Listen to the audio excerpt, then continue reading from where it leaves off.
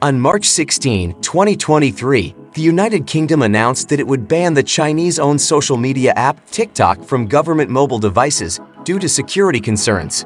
This decision follows similar moves made by other Western countries such as Canada, the European Union, and the United States. In this video, we will discuss the reasons behind the UK's ban on TikTok and what it means for the future of the social media platform. Don't forget to like the video and subscribe to the channel in order to not miss future videos. Also see the description box below for ideas on how to make money online. TikTok has been a hugely popular social media platform, but concerns over data privacy and security have led several Western countries to restrict its use.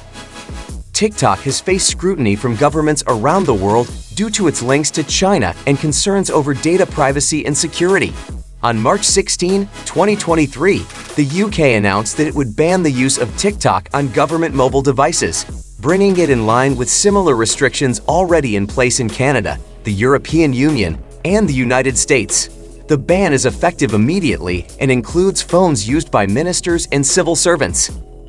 The UK's decision to ban TikTok on government mobile devices follows months after Congress in the US passed a similar ban.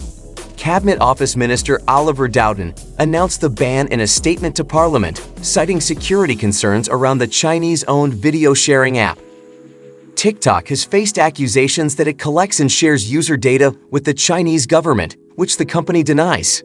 Critics argue that the app's parent company, ByteDance, has close ties to the Chinese Communist Party and that user data collected by the app could be accessed by Chinese authorities.